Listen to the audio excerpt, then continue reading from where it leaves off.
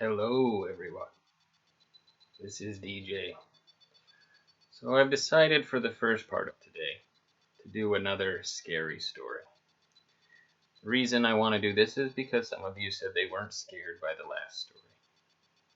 So, then I guess I do have to tell something that is more frightening. And also, from what I know, true. Which I like better than the ghost stories that you hear where there are ghosts or goblins or things like that.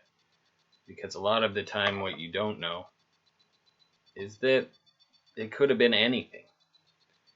Whereas when you talk about things that happen to people in real life by other people, it makes it that much more frightening. Mainly because it could happen at any time. How often do people see ghosts? Not that often. But how often do people actually get hurt by other people? Every day. But this was a story that was scary for me because I didn't know the person that it happened to. It was a friend of a friend. I had met the person once. I didn't actually talk to them because all I knew about them was that story, the story that my friend told me about them. And I didn't feel that it was my place to bring it up. I mean, there could be PTSD from it, there could be lots of things, or post-traumatic stress disorder, and so I thought that maybe I'd say something wrong, so I never said anything. But I will tell this story to you as it was told to me by my friend. So, my friend is a female, and her friend was a female. I got to come up with a name. Let's call her Ariana. So Ariana was at home. Her parents were leaving. She's an only child. She, just to let you know, she did wear glasses. She has the same affliction I do, which is nearsightedness, where I can see things that are very close to my face, but things that are far away are blurry, and I can't really see them very well at all. They had a pretty nice house. It was kind of in the countries of Utah, like it wasn't in a city, it wasn't in Salt Lake or anything like that. It was outside. Um, and they actually got the house for a pretty good price because it was usually when you see where prisons are, they're actually way out in the middle of somewhere. So if somebody does escape, it takes them a while to actually leave. If you're on one of the borderlines of the prisons, you can actually get a pretty big house for a pretty good price. And that's kind of where their family went with this. She was an early teenager, I would say probably 14, 15, at least when this happened to her. I met her when she was much older. And her parents were going to go out and they were going out for their honeymoon. Not their honeymoon, but their anniversary. And they were going to go to a honeymoon sort of place to celebrate. And they felt that she was old enough to stay home alone. She did have a dog with her, a very loyal, smart dog, from what I heard about the story. And so she, and she was excited to stay home alone, like finally. But again, her friends kind of lived way out in other places. And so, she didn't invite anybody over. So it was her and her dog, and she had the house to herself. And this was back in the day when we didn't have cell phones or anything like that. We had landlines, with the big long cords that you could take with you. So, we didn't have readiness to cell phones or a phone at all times. So her parents left, and she started out, and she was having a good time. They were watching TV. Her and her dog, they were sitting there having a good time. The night started to wear on, and she decided, well, maybe it's getting a little late. And as she was going to turn the TV off, she heard that someone had escaped from the prison that was way down there. A very violent serial killer. And Ariana was afraid. She was very afraid. She went and locked every door in the house, every window she could think of in the house. She came back down, kind of checked on the TV again, and they were just kind of doing updates. And as it were, the power went out at her house. And she got really scared by that because there was like a loud snap, probably just a circuit blown, but it popped and it scared her. Apparently she tripped, knocked her glasses off and broke her glasses. And so now she's in a very dark house with her dog, only her dog, and no way to reach her parents. But again, she has no idea whether or not this person's coming her way or what's going on. So she decides, look, I've locked up everything in the house. I'm going to go to bed. And so she does, and the dog, usually what would happen is the dog would follow her upstairs. It was pretty much her dog, and would stay in her room. And you know how a lot of people have night lights? Well, she had a guard dog, and the dog would sleep under the bed. And whenever she would get scared, she would take her hand and she would lay it down by the side of the bed, and the dog would lick her hand so that she would know that, you're okay, everything's just fine, don't worry about it. And it, kept her safe, especially now that her glasses, she couldn't see. The house was completely dark, and she thought for sure I had taken care of everything I could. So, she goes upstairs, she goes to bed, she starts to fall asleep. And then she hears a noise downstairs. It sounded like something kind of falling down. She wasn't sure.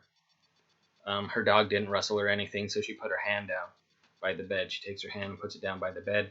The dog licks her hand. And so she feels much better. She starts to go back to sleep. And then she thinks she hears something moving around downstairs. It didn't exactly sound like human footsteps, but she wasn't sure what it was. And especially when you're in a big house alone and you're upstairs and you hear something downstairs, you're never sure exactly what it could be. It could be anything. It could be the house just settling, because sometimes houses settle and they creak and things like that. But it didn't exactly sound like footsteps. So she took her hand and she put it back down by the side of the bed, and her dog licked her hand and she felt safe again. So she started to go back to sleep, but she was still really scared, so it took her a while to actually start to go back to sleep. She was starting to doze off, and she thought she heard something coming up the stairs. But it was very slow. And she thought, well, maybe it's just because I was sleeping. Maybe this is what did it. I'm just, I was falling asleep and I thought I heard something. And so, but she was now like really at a 10 on alert. And she waited there and just waited to hear something on the steps. She didn't hear anything after that, so she decided, okay, maybe I can go back to sleep now.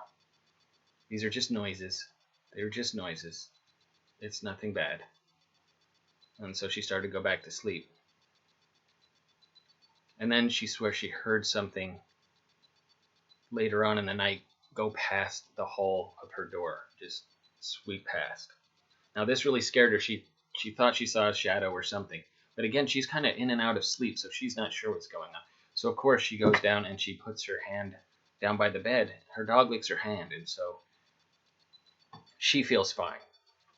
She's like, okay, well, the dog would have jumped up and ran over there if something was actually there. And then she went back to sleep for a little bit. And then later on, she heard something that sounded like it came from her bathroom. And it just sounded like something snapped, like a twig had snapped or something like that in the bathroom. And she just kind of waited and listened. She didn't hear much of anything else but that.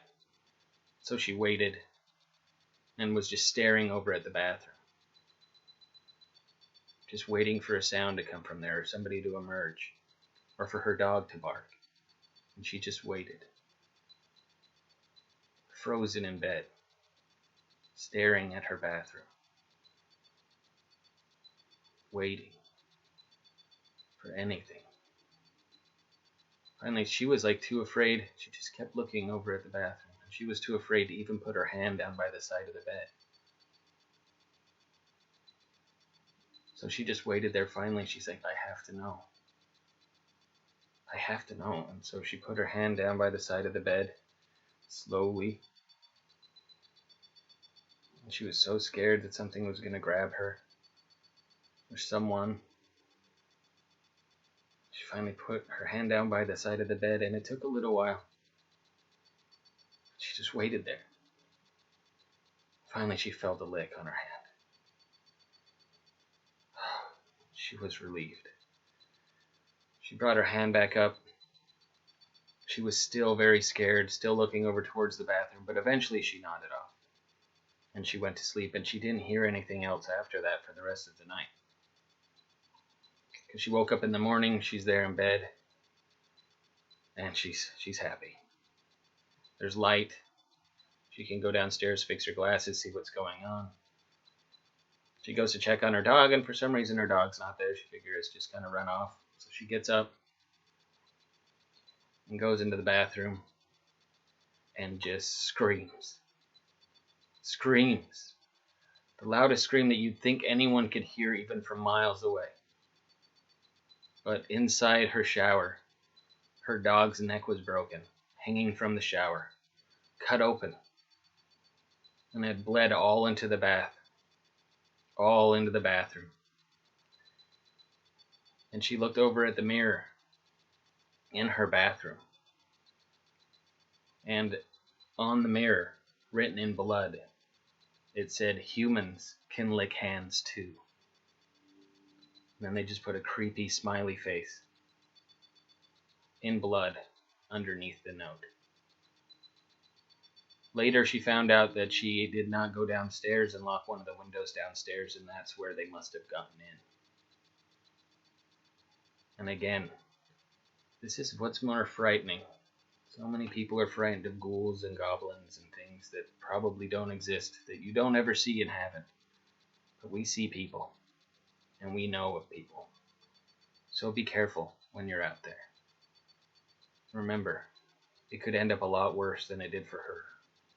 It could have ended for her like it did for her poor little dog. Be careful out there. Have a safe and happy Halloween.